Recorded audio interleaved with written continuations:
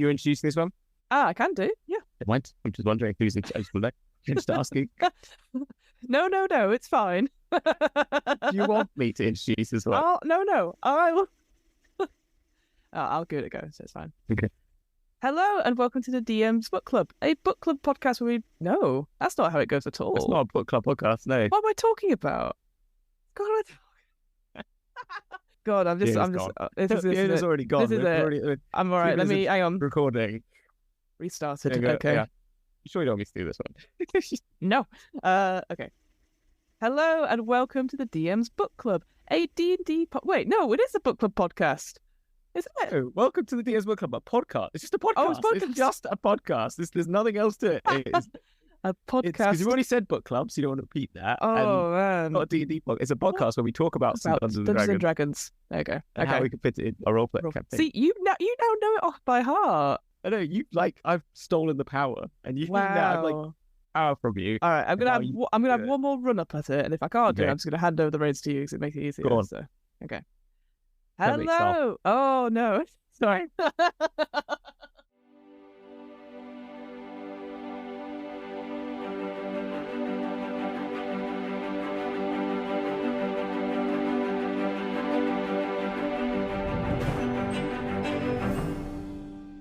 Hello, and welcome to the DM's Book Club, a podcast where we talk about some Dungeons and Dragons and discuss how we might include it into our role-playing campaigns.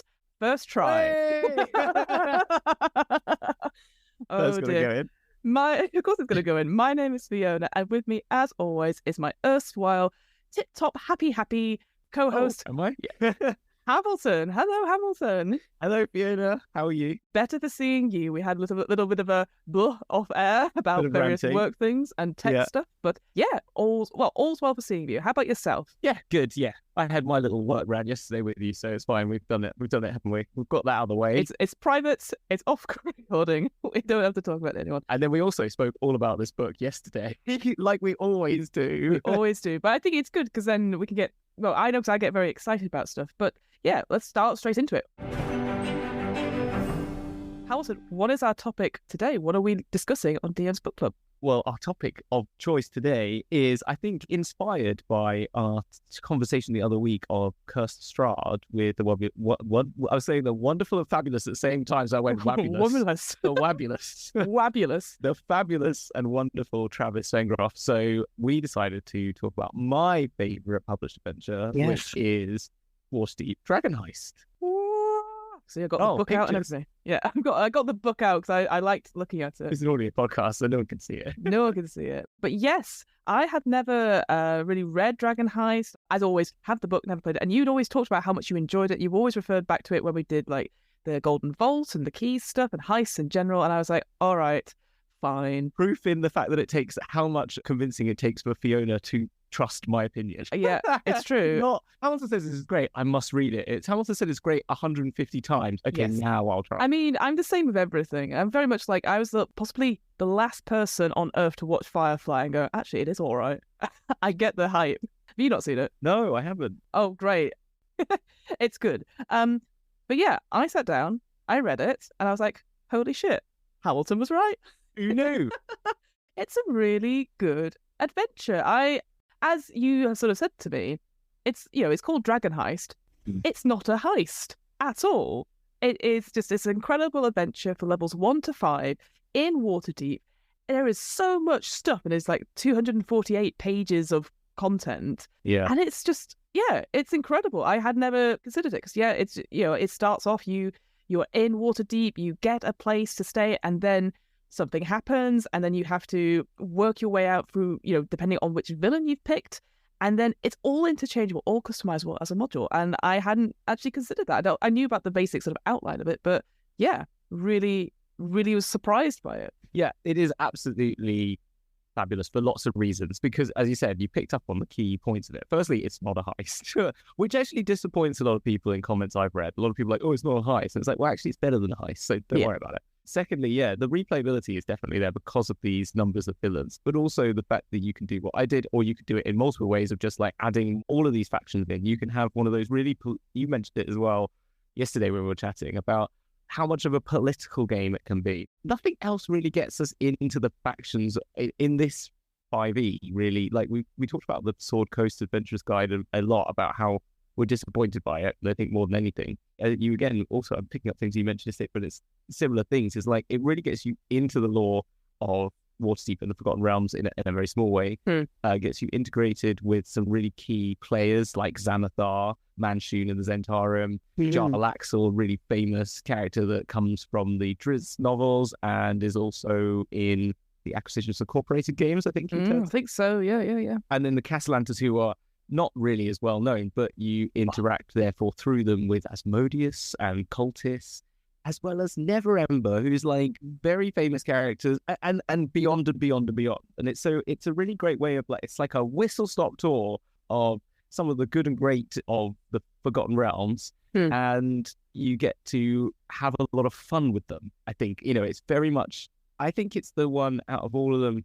that I've read that literally, I think, portrays what people who go for the sort of rule of cool style game, it's sort of delivered to in that sense. I don't know if you agree with that, but it feels like that's how this is about fun and doing everything as much as cool as possible and really enjoying yourself and push yourself as far as you want, or not, really. Was this like your first published adventure that you'd ran or like been a part of? Yeah, so as a DM. So this is the thing. I think my initial criticism of it is that there is so much in it. Like, it doesn't look like it, but I think it's got so much more content than any other adventure that I have read. So as a result, there's a whole parade of characters. You've got all the different, like you said, the big overarching 4 sort of villains, and then you have all these factions and stuff, which I find really interesting now that I know a little bit more about them. But it might be a bit daunting for somebody that is brand new to D&D and to D&D lore and stuff. So that was my first thing, going, oh God, there's so much to read about it. But as I was reading it, first of all, it is written brilliantly. I think James Hay and James, what's their last name again? Introcasso. They have written it, along with the other sort of team writers as well. It feels very easy to read, easy to pick up. Like, you can scan a page and go, oh, that was an interesting book, what's that? And reread it. And all of it has been created in mind that no matter what villain you pick at the end, or even if you switch halfway through or use all of them, you can easily put things together. It's a really well-designed thing. Like, if you do this encounter, here's the one that follows it if you're choosing this villain at the start. Yeah. I love that. It feels one of the most customizable and easy thing to do, that you yourself as a DM don't have to add lots of things to it, whereas you might do with other adventures. Jumping off that, I think it's ridiculously intelligent and efficient. I really love that. I know you always talk about in architecture, like when you're doing like scheduling and stuff like that and detailing and stuff, it's all about like highest common denominators. Do you know what I mean? Like, you want to explain as much information as possible with as little amount of drawing as possible to be efficient. So you want to cover as much as you can with as little as you can to limit, confusion in that sense. But in this sense, I find like they've got, I can't remember exactly the number off the top of my head, I think it's 10 encounters in that encounter tree, but they've given you 4 different complete scenarios that utilize these 10 different encounters in very intricate and different ways for each one that relate back to a wider story. But I think that's like, you can imagine Wizards or any company to a certain extent that's trying to make a book, say like they probably wanted to expand the scope, but they've expanded the scope by using 10 maps. Instead of doing 40 maps, you've got 10 maps as a DM to peruse. And obviously you can then choose the one of the 4 that you want to run. I love the ingenuity throughout this book. Like the other additional things of like the hideouts. You've got a hideout for each, but it never says when you go there. No. It never says how you get there. Yeah. You just, if you need it, here it is. And here's some amazingly cool things in each one. Yeah. We ran the Xanathar's one once. Yeah. And the Castellantas. So the 2 we infiltrated, the others we went to as frenemies or friends. In both of them, there was multiple ways through, multiple interactions you could have, roleplay-wise, investigation-wise, secret passageway-wise, different information you might have had outside of space or inside the space that can get you from the entrance, of which there are multiple, to whatever your source of interest is, depending on who you are as a DM. Little different ways that those people can interact with you. Like, I just love it for all those things. I just think it's kind of incredibly designed, and I really respect both of those designers because of this. I don't think there's been a book with that level of game modification in it. Modification, of the game in it, to me personally. Oh, now I can't remember. There was a TV show on Netflix that was out recently, which was Kaleidoscope. Just watched it. Have you? Is it good? Yeah. Okay. It's the first episode that I got was amazing. Second one was really good. But the one that you have to have at the end is the actual heist, which is in the middle of the timeline. And I was like, well, there's got to be a massive twist. There's got to be, because why would you make the middle of the story the end?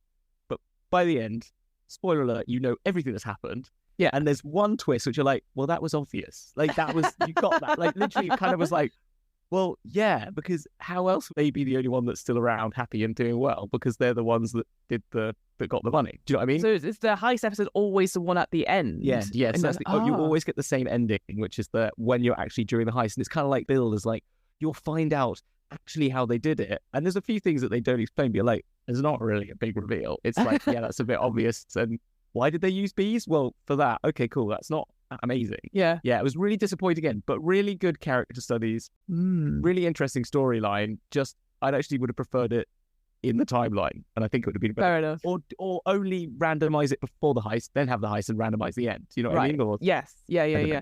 So no. So that's what it reminded me of the way it structures it. So in case you haven't heard it, obviously Kaleidoscope is this new Netflix series that's been out for a couple of months. But essentially, for every single user or you have an account, if you go to it, it will be a different order no matter what. Except the last episode is the heist one, which is that's just what it felt like with this sort of structure. Looking at this Dragon Heist book as well. So going on then to, I guess, the overall view of it. So there's, I think in total, sort of 8 chapters, maybe 9 chapters, I think. 8 chapters plus the Enchiridion. Yes, even I didn't say that word out loud. But yes, there's sort of the primer that they've created. Yeah. So you've got the first sort of initial 4 chapters sets up basically the adventure, and then the final 4, one for each layer of the villain, like usually mentioned. And then this final chapter, which is basically a primer, which I've spoken to other people about this, and they said that they either printed it out or had it as a PDF to send to their players as almost like a Lonely Planet guide, because it is basically Volo doing a little guide to Waterdeep. And I must say, it's the most interesting guide. I actually was really excited to read about taxes and excited to read about punishments. So it felt really welcoming. You got the character of Volo coming throughout, obviously, and it wasn't interrupted. Sometimes with these books, you have somebody else interrupting with like the real voice or the here's the champ. Usually it's like Elminster, I think, with Volo. Yeah. It's like, can we go in? Well, actually, very much felt like, I know it's a Harry Potter reference, but like a Gilderoy Lockhart describing and I just liked that. It just read really well, but succinct. It gave you all the information you would need as a character coming into Waterdeep if this was your first time in Waterdeep. It's probably worth then outlining what the structure of the story and the sort of overarching things. You've sort of mentioned it in roundabout terms, I guess. Mm-hmm. So Lord Neverember, one of the High Lords of Waterdeep. The Open Lord of Waterdeep, exactly. Mm-hmm. There's Secret Lords of Waterdeep. I think there's 12. I'm trying to remember off the top of my head. Mm-hmm. He had been embezzling money from the city. So much money from the city. Exactly. A lot of money. 500,000 doubloons. No, dragons. That's why it's called Dragon Heist, because there's multiple levels to that Dragon Heist, but it's because the dragons is the terminology for coinage in Forgotten Realms. He's hidden that away somewhere in Waterdeep. And the only way to get in is to find this thing called the Stone of Galore, which is an aboleth, which believes it's an elder god, which is a fantastic thing to roleplay when you talk to it, because every time you interact with it, it believes it's some sort of divine being, even though it's just like an aboleth that's lost part of its like body, being like stored in this sort of stone-like shape. And everyone is trying to find this object. And each individual of these 4 villains has a different reason for wanting to gain a hold of this money. I'll start with Jalaxel. Jalaxel wants the Stone of Galore and to get the dragon to make Luskan a part of the Lord's Alliance, and he can buy himself into that like lordship, sort of recognizing Luskan and the Bregendarth, which is his crew of all-male drow, which is sort of an anti-establishment rebellion against the matriarchy of the drow. Mm-hmm. We don't have to go too deep into the whole history and lore around that, but that is the story of that. And then the Castellanters have made a deal with Asmodeus, which is that their children's souls are going to basically be taken by Asmodeus. So that's their one. It's pretty brutal. So bloody brutal.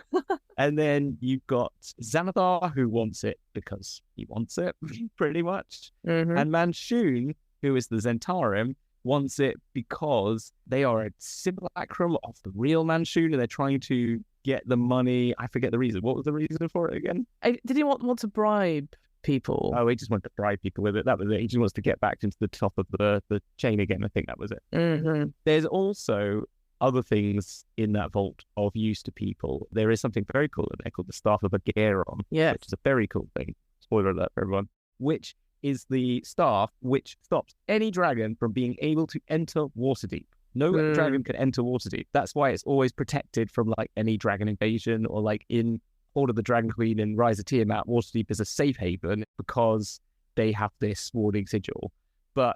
And I think something that I put in, if you are going to run either of those games, you could add a third or a fifth faction, which is the Cult of Dragons, if you wanted to, who want to also get in there, which is what I did in my game, because that's what I was planning to do, trying to get in there to get the Staff of Geddarm, because then they can allow Tiamat to enter the city. Because when you have it, you can command any to come in if you want to, if you own the staff, and you can remove the curse.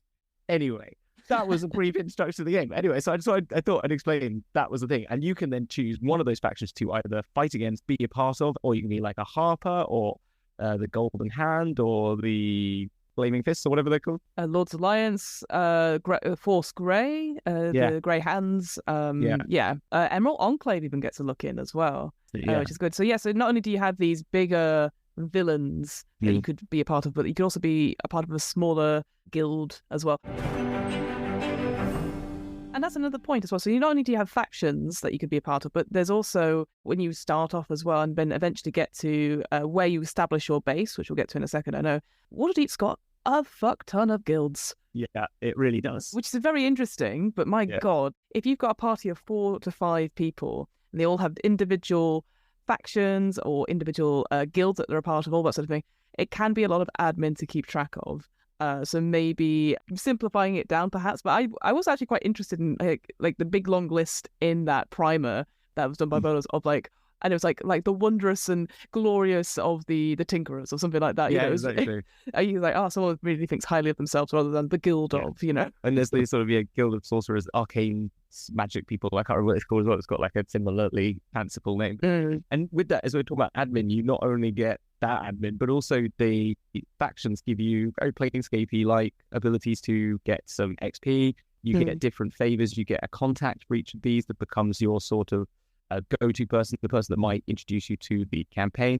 And then with that, you gain particular favors from them, or they might come along with you as an NPC. The other book I wanted to bring up whilst we're here was the one that I recommended to you to get, and I think you've read it as well, which is Forgotten Tales, which is written by Will Doyle with James Hayek and James Introcasso. So the actual original writers of it have written this for the DMs Guild. I don't know how they did it, if they did it under the same, if it's actually done by D&D. It's a very confusing, it's got the DMs Guild on it and all the writing looks like the right font, but it's, I think it's their own thing. I think it is their own thing. I suspect that this is stuff they just couldn't get into the book. Yeah. And because essentially it's a fantastic, I absolutely highly recommend checking it out if you've run Dragon Heist and were like, I'm not so sure about the beginning, or I wish the bank vault was above ground. Well, these literally 30 pages just give you a different beginning, a different way you get Troll School mana, a different alternative way to do the fireball encounter, which again I know we'll talk about in a second, and then the different vaults and stuff. Basically, the introduction in Dragon Heist itself focuses very much on the struggle, the power struggle between the Xanathar and the Zentarim.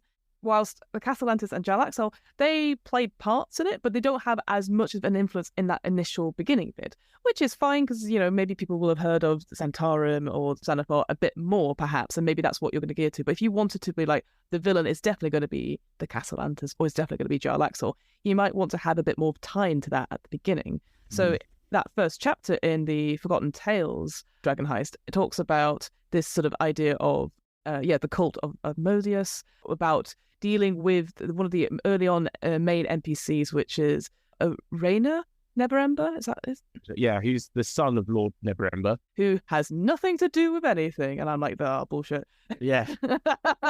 But yeah, he gets almost kidnapped, and you go to the Hand of the Nexus, which again, something I had heard of and I hadn't really processed until I read Waterdeep, is that it's full of these what used to be walking, living statues, which are just fucking everywhere, which is also, I love it how it says, don't be worried about them. They've not woken up for at least a decade. You're like, well, now I'm going to constantly think about it. But also, the Black Staff can wake them up at any time to protect Waterdeep, which is Badra Safra. I forget. I'm terrible with the names, but Badra Safar. So you can control them with the staff, the Black Staff. The Black Staff, which has got Kelben, Kelben's soul inside it, which is Is that right? I didn't know. Oh, yeah. Oh, mate. So there's a lot in this book. I also wish there was, yet again, a pronunciation guide, because there's a lot of NPCs. Yeah. But yeah, this Forgotten Tales one, this idea that, you know, you could end up on top of this walking, this So cool. the statue with the hand map and all that sort of thing, defeating this cult briefly. It's a really great map. It's such a good map. And it was interesting because it talked about, like, if you are rerunning Dragon Heist and you want to rerun it differently, here's stuff you could do. And that's the thing. I've never really considered rerunning adventures before. Like, the one I know most people have played is Curse of Strahd, but I wouldn't know anyone that would replay Curse of Strahd because there's only so much you could do. Like, there's definitely set pieces, but the clues remain the same. The only thing that changes is, like, where the 3 important items are and the order you find them, perhaps. And that's kind of it. Whereas here, I can even see with the original Dragon Heist that you don't need to move on too much. You just change the villain and change the season, as it were. But here, you're like, well, what if those first 2 chapters, they're not go find my missing friend, and oh, it turns out mistaken identity, they've been captured, and then bust them out. And thank you, here's a tavern for you to run. You know, it's a little bit different. And yeah, I just thought both of these openings, as it were very good, because I know one of the early criticisms was that it does feel very railroady. But to be honest, I don't mind that. Yeah. You kind of need that for a setup. Like, you could always just start, you already have the mana, and go from there if you want. But I kind of like it if you're just starting out and you're playing D&D for the first time. I think it's quite nice to have this sort of railroady element, certainly for a city adventure. I used to start in the main bit, which is where you allow the tavern brawl to happen. And that uses the Xanathar and the Zentarim to have a fight. My crew had joined the Zentarim. I think I would have changed it to your antagonist guild and whoever your guild is. Or if you're going to use all of them, just one and your whoever your group is, have a tavern brawl. I think it's a really great way of giving you a very roleplay, straight up, simple combat, just fists. Get everyone rolling some dice straight out of the game. Have a little bit of roleplay beforehand, like get your drink, sit down, play the scene, start interacting with your contact, and then have like the very crap gangs in like West Side Story. Yeah, exactly. You're just looking at the camera and I was like, what are you doing? Yeah, you know what I meant. Thought you get me. And then do that. And then you've got that instant, very cinematic way of explaining, here are your antagonists. Not like, oh, they're the bad guys, don't like them. It's actually like an actual fight that you get involved in. And as level 1 characters, it's very simple that you can be a part of that. If it's just fists and sort of thing, brings you into the game. And then I would recommend the one in the Forgotten Tales, because it gives you a nice interaction with like an alternate gang who's trying to also capture someone at the same time. So you've got this like cat and mouse, they disappear, you can run after them, you can run after the person. They get taken away by spine devils, to a tower, which is cool. Bonkers. You see a big hand-holding orb object statue that you're going to climb up. Love it. You know, like really good fun. And it also even says in that Forgotten Tales stuff that the Troll Skull Manor doesn't have to be back down. It could just be in that list of the little shops next to the hand where you've just been to. So you could stay there, which I thought was really cool. And then you just transpose those NPCs that are around there in the original book to that place and just go from there. So there's lots of helpful, handy tips. So you were saying that you use Xanathar for your main campaign as the sort of main... I used Castellantis and Xanathar as the key antagonist, but everyone was after it. Why did you pick those 2 out? Was there a particular reason, or were you just like, oh, fuck it, just try these 2? These are a good combination, if you see what I mean. I felt the Castellantis were the most evil, baseline evil. I think Xanathar is a fun, deadly foe to have. I think a beholder is good fun. I think they're a famous enough character that I thought it'd be good to have a famous character.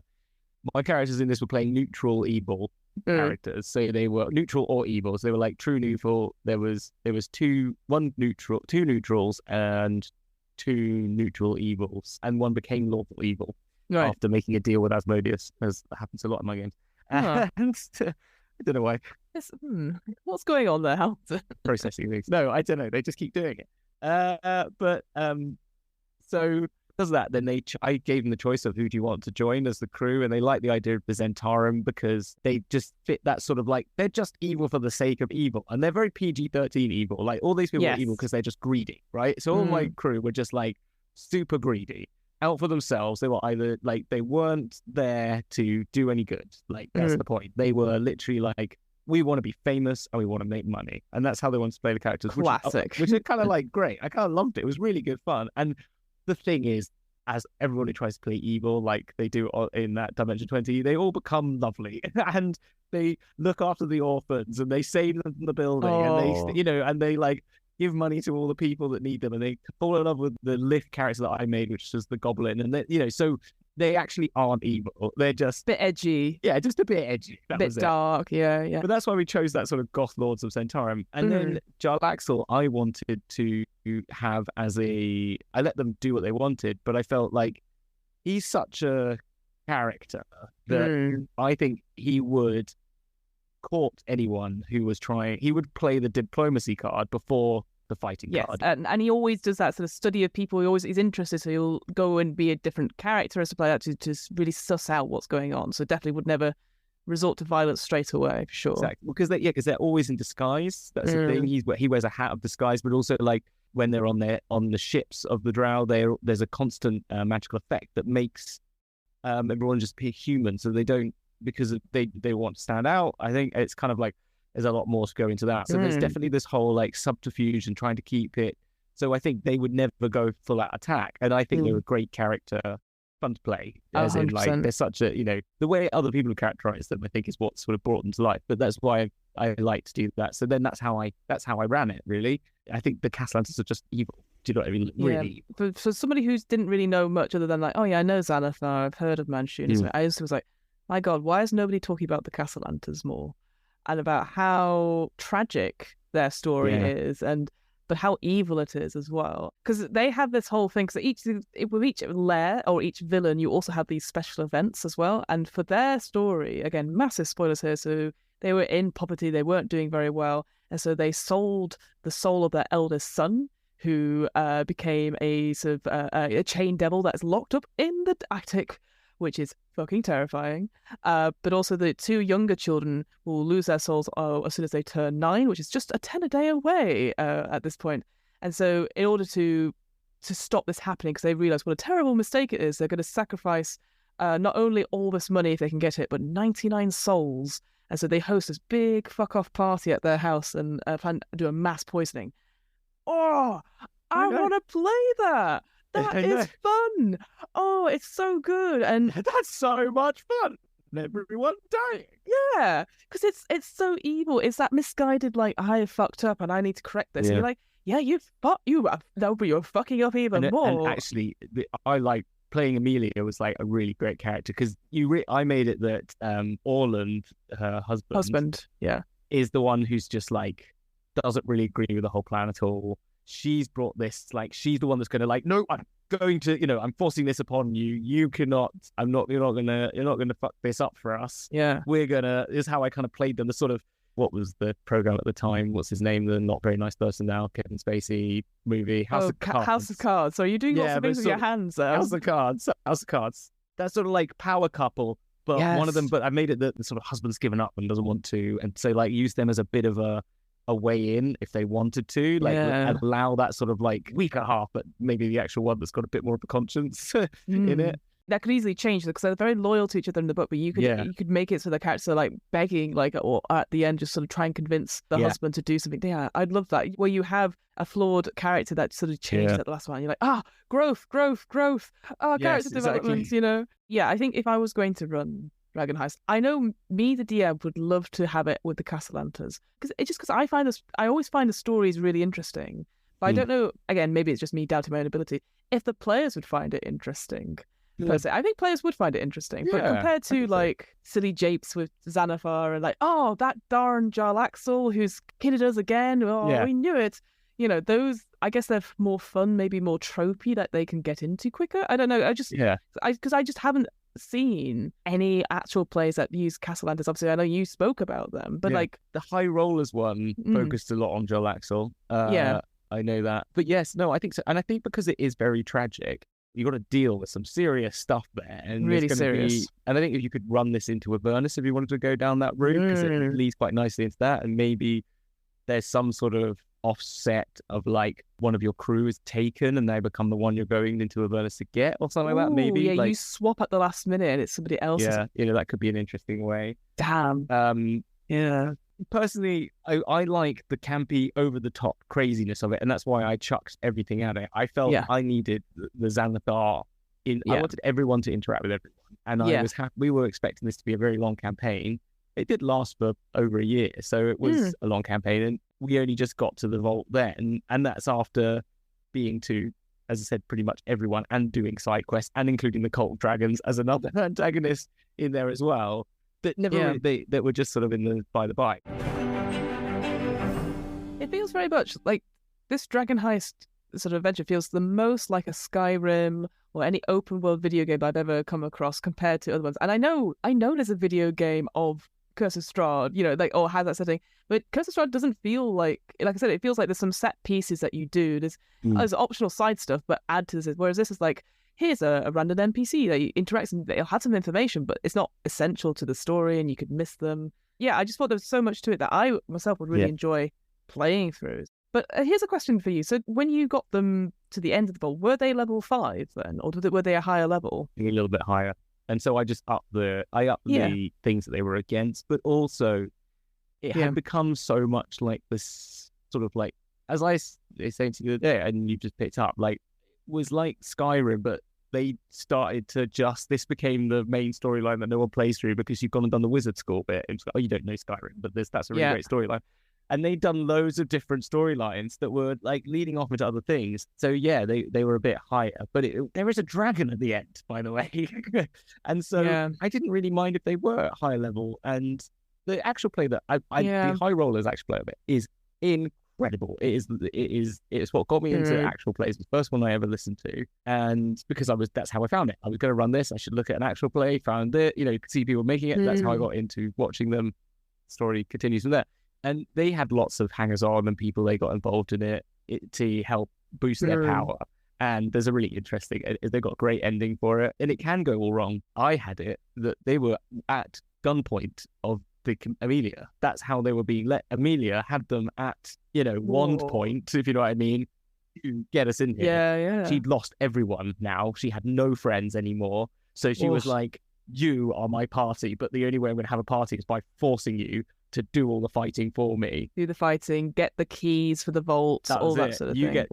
So they were working for other people, and I had it that the plan is they were working with Jarlaxle. They had got note to Jarlaxle that they're going, and the last battle, they turn up to sort of help that battle because you've got a dragon, you've got Amelia, and they could then try and turn on her. But I made her super powerful. I used really high stats for her. Yeah, she is quite powerful in the book as well. But that's the thing. I wondered to myself, because exactly the same reason. So like Horizon Zero Dawn, I love that video game. But as soon as I got out of the training level, I went and explored the entire map. I did all the side quests. I did everything. I came back and I steamrolled the main campaign.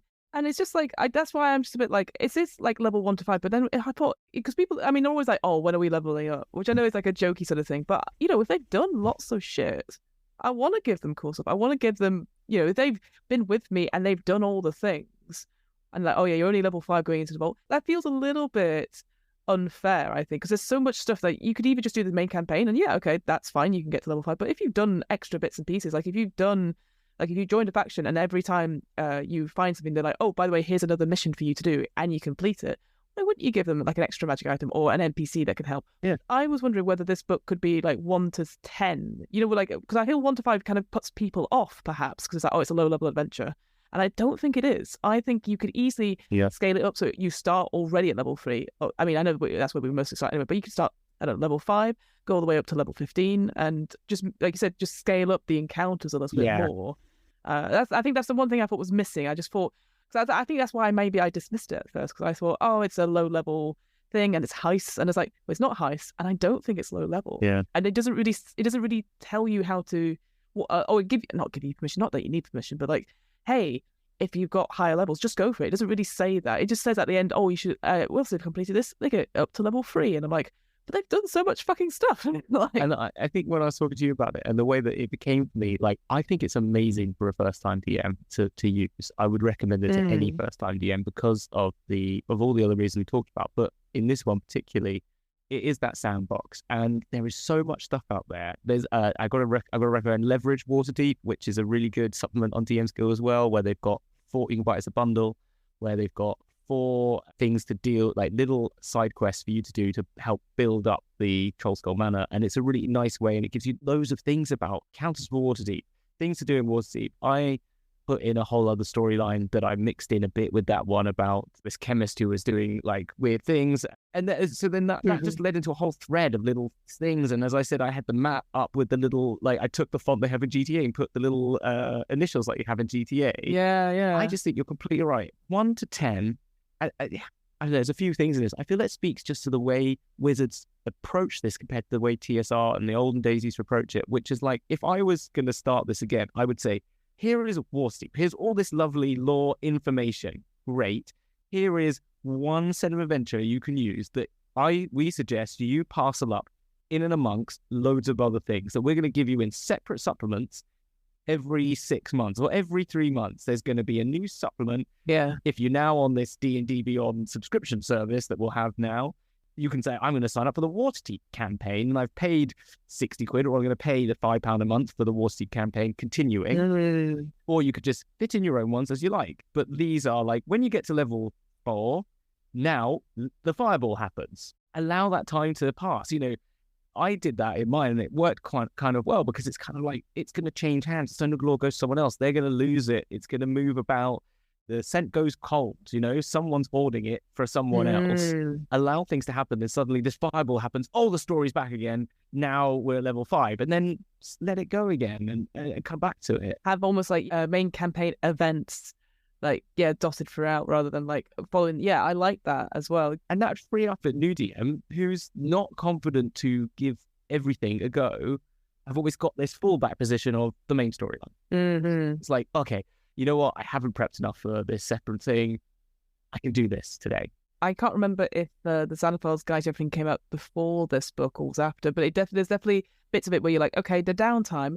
Hey, Trollskull Manor needs upgrading, and you've got these events happening. So, like in the primer, I'm always going to go back to it. It has a list of all the different holidays that has, and you could include those in. Some of them are referenced as well as some special events that can do you a lot of good. And like, hey, lots of money, or you've got lots of repairs because too many people came in, and health and safety and blah, blah, blah. And I was like, it feels so, it almost feels like very relatable in a sense. And I quite like, again, all the descriptions of the NPCs were really good as well. Even the ones that, just visit in to collect guild dues and stuff like that. But the one that sort of struck me, which is quite a central part in the main storyline at the beginning, are these nimble rights. Yes. These sort of like cool-ass piratey type things, but completely clockwork, with no emotion in their face, like very much like an artificer's thing gone wrong. And there's a whole little storyline about a nimble right that is sort of is hiding out at a temple and is a bit lonely, so he tries to make a friend who then runs away and is the reason why this fireballs happened on behalf of the Castellanters. And it's just like, oh, there's a lot here. I wish there was a little bit more lore about it, because I don't know. I think nimble rights are like just been introduced into this one. Yeah. There's also like random, like there's a mind flayer that has like an intellect devourer as a pet. And then some of the other NPCs that you see around the Yawning Portal, which is obviously the tavern where you start in, has some like, it's like, who here is a doppelganger? Who here is a mimic? Who's here is a person with a secret past? Because they're all adventurers and stuff. But there's one guy who, again, forgive me, I cannot remember the name, whose brain has been eaten. And he's like a really lovely guy. He's like, I'll help you. But he's like I think he's a Xanathar spy or something like that, because he's completely controlled by this intellect devourer, I think. I'll have to look him up now. Well, but... You know that Yawning Portal picture? Yes. You know who's in there, don't you? Is it Matthew Mercer? Yeah, Matthew Mercer is one. Arkan the Cruel, who is... oh, I know, yeah, he's just drinking on the other side. Yeah. And I'm just like, I don't know. I feel this is like clearly influenced by their friends from, James Hayek worked on the Explorer's Guide to, not Explorer's Guide to Wildemount, the other one. Tadori campaign setting and Explorer's Guide to Wildemount. Yeah, they both worked on those. So obviously like a relationship with both, Matt Mercer and, I forgot his name, it's got Oh no, don't do this to me. He's got a big chest. Yeah, he's the big guy. David? No. Why have you done this? Something. Anyway, that guy. That guy. It'll come to us like in half an hour's time. I feel like this feels like the most actual play, interactive, that sort of experience, Crossover, even crossover stuff, but that sort of style of game that you enjoy seeing people presenting, like in that sort of like entertaining factor, like really this modern Joe Manganiello. Joe Manganiello. Sorry, I was like, it's something. Anyway, apologies. And so that, like, I think that's like that's what it feels like, and that like linked to all these like the names. And I said, like, the people you get to meet in this, like, you read the list of people here. You've got on this list Dritsto Odin, you've got Castellantis, you've got Vadra Safar, you've got Neverember, Lariel Silverhand, Mordenkainen, Manshoon, nameless one. Yeah, exactly. Minsk and Boo are in here. Bolo, Black Viper, who's in this as well. It really feels like a love letter to D&D, a love letter to like old school entertainment, and it's just sort of feels like Curse of Strahd took something from the past and brought it back again new. I feel like this brought everything from the past in a very small way and gave it to you, and it feels like they could do more of that. It's an original thing, I guess, because that's the thing with the Curse of Strahd. Like, obviously, it's Ravenloft. They've already done that adventure a little bit, so it's tweaking and updating it. This feels very new. I'm happy for them to do all these other games. I'm not saying that I don't think the other ones have as much merit, because I think they definitely do. I think this is the first time I've read an adventure, and I've been very excited in a while. Like, I've always, like, when we did, like, Wild Beyond the Witchlight, I thought this was interesting. I like the idea of going into the Feywild. I've had a look at Dragonlance, and I was like, that's really interesting, because obviously we've got war-type things. But this is like, I've never really considered, like, because I don't do urban settings. I do big adventures myself. I go from place to place to place. I never really stop and think about, like, what if you are in one place? And they've done it so well. You're never bored. You're never, you have to have that talk with the players going, hey, there's not going to be much greenery perhaps, but there's lots of things to do. So what can we do to make sure your characters are accommodated for it? I guess my only other sort of like about it is that the thing that follows on from Dragon Heist is, of course, Undermountain, the Dungeon of the Mad Mage. The worst second sequel to anything ever. It does feel like, why? At the end, whatever you do, whether you succeed or fail, you get a note saying Undermountain awaits, or the Dungeon of the Mad Mage awaits, meet you in the Yawning Portal. And I'm like, no, I've got a business. I've done all this stuff. Not going on a mega dungeon. You just set me up with urban key adventures. I wish they had, like, maybe I think it's like, well, we need to double pack them in some way or something like that, because there's a theme, so therefore we can put it together of Waterdeep, because there are bits of it, obviously, like, okay, Xanathar's lair is down by Skullport. Okay, yeah, sure, we could include it there. Or there's one of the NPCs, his partners, that goes missing in the Undermountain. Okay, great, that could be a thing. But I was just like, they're so different. Like, I've read Dungeon of the Mad Mage. It's very different. I started reading it and got so bored, and I was like, it's so not my kind of game. I don't want to do a 10, is it 10 levels? Is it 5 levels? 20 level dungeon. It's a lot of levels. One of them's in space, some of them you can't get to. And it's just like, I get it. I would not use Waterdeep Dragon Heist as a starting off point. No, 100%, because I think, why would you? No, and that's why I felt like Rise of Tiamat feels like a good one, because that leads you from political intrigue to being important people. You would have got to know all these people, and it's like Daughter of the Dragon Queen sets you up in that one to become the people in Rise of Tiamat who are so important enough that they're going to join you. But I think you can have all that stuff happening in the background, go into Rise of Tiamat, because that leads you into like a bit more of a grander epic. Yeah, I think this is such a good build to your own campaign, to getting yourself into homebrewing. If I was Wizards, I'd be like, why is there not a Baldur's Gate adventure in a city? Like, or why is there not another city-based adventure that would be so much more? Why do we always have to go underground? I know it's Dungeons and Dragons, but stay above ground. Well, I mean, technically, Baldur's Gate Descent into Avernus, but as you're right, they go underground. They go straight into hell. And apparently there isn't that much in Baldur's Gate anyway. I've not read it through much myself, but I've got a friend that's playing it through, and they've gone, I'm just changing most of it because I kind of like Baldur's Gate. And so, I do wish there was more stuff like city guides, or like stuff like that, especially if you got Neverwinter. Is there not a Neverwinter one? I mean, there must be one, right? Because that is a fascinating town. Well, there is in the old ones, but there just isn't. Like, really boggles my mind. I just keep looking at what they're putting out, and I think it's good. Okay. I've never had any complaints really. I've never gone, no, well, that was a waste of time. I've always found something interesting in them. I will say that. Yeah, but I just don't understand why they're like, we looked at that Minsk and Booze book and we fell in love with it. So we keep going back to it, and it's just like, all it is just cities. people want to go to cities. They want to be above ground. We don't want to spend our free time in the dark, gloomy wastes of Barovia, okay? Only the weirdos will do that. Like, Hello. No, I mean, I'm joking, but I mean, Out of the Abyss, going into the Underdark. Yeah. I'm not one of. I like the concept of Out of the Abyss, but I don't want to be in the Underdark for fucking ages because it's miserable. You know? Exactly. I just think there should be this offering. I think it's an offering that's just not.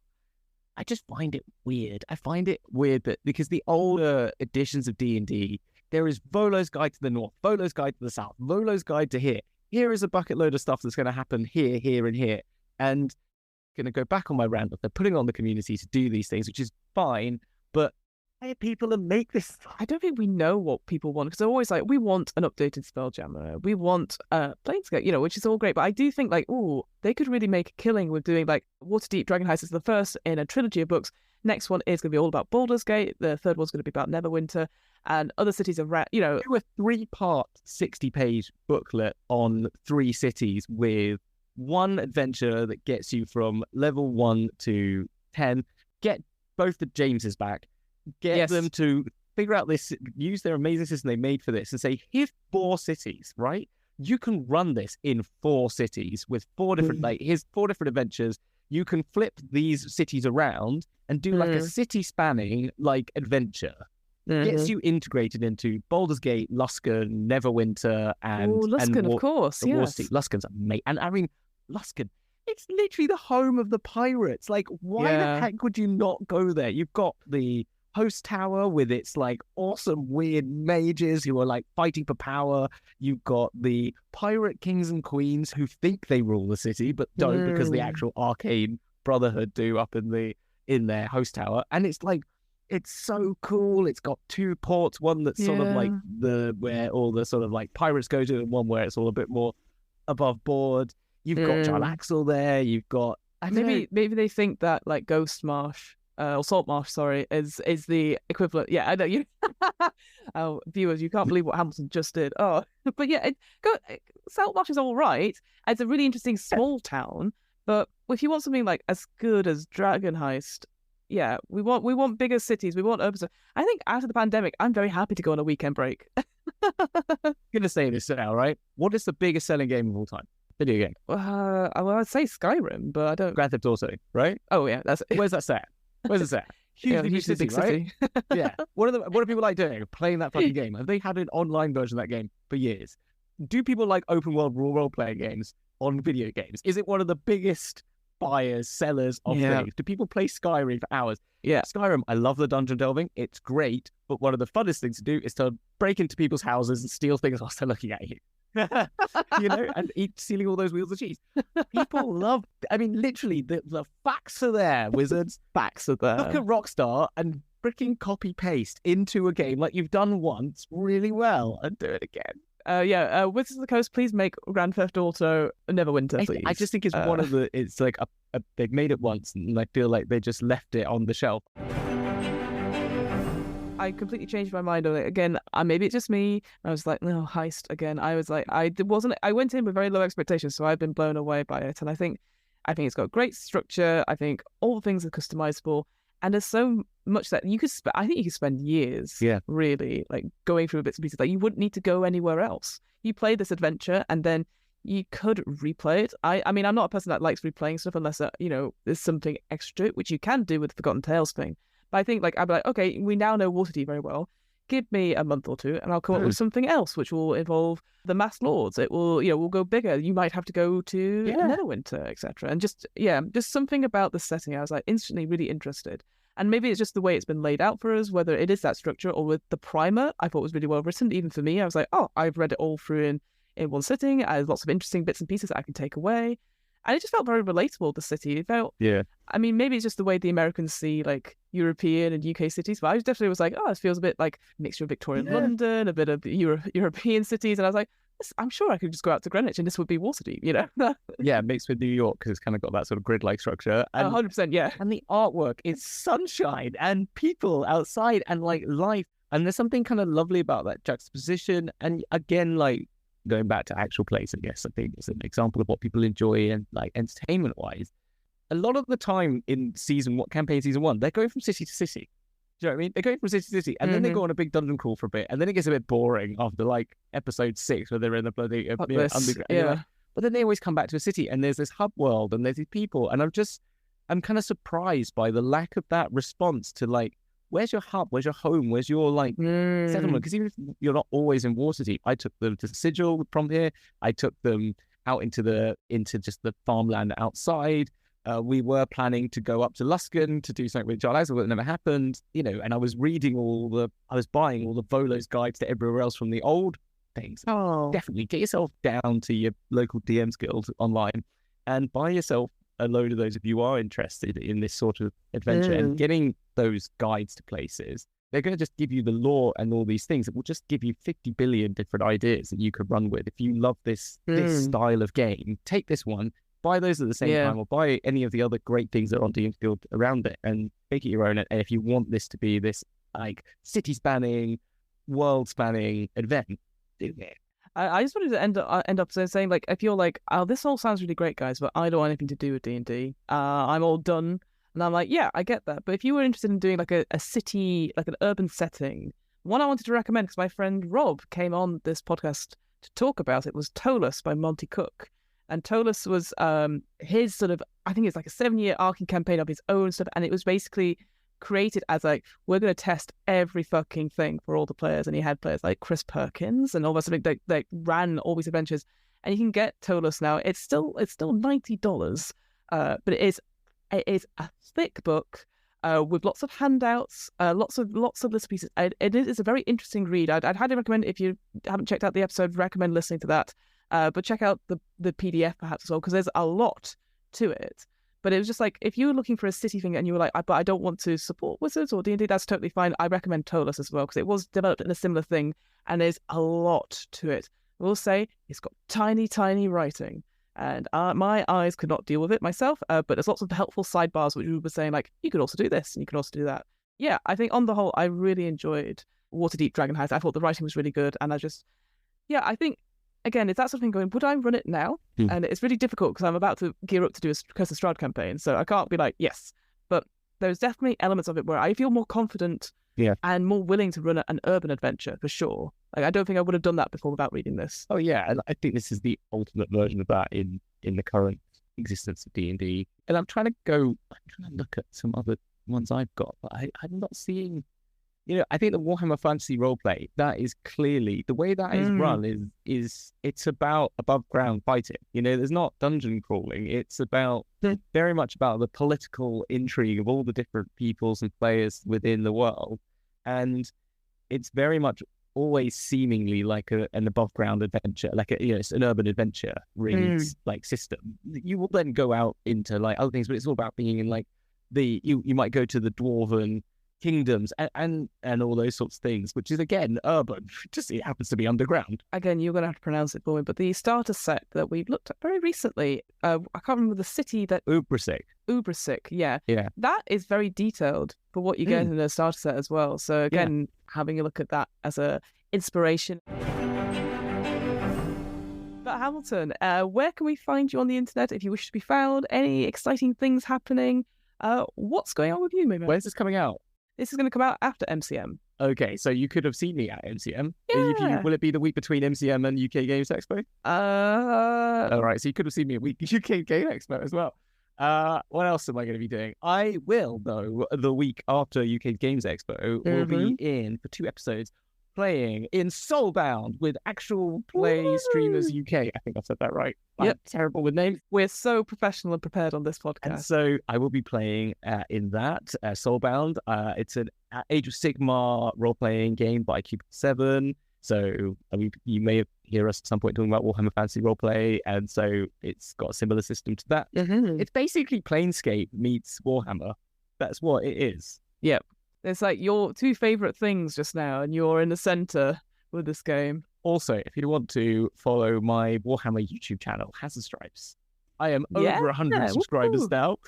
Congratulations. And having some lovely feedback. I've had 1 gatekeeper. And that's boo. I've just ignored that person. Yeah. But anyway, there we are. But I'm talking about Necromunda, which is my favourite game in the Warhammer world. Yay. And what about you? What? No, sorry. We should do this proper. I haven't done this proper in a while. How are you? Who are you?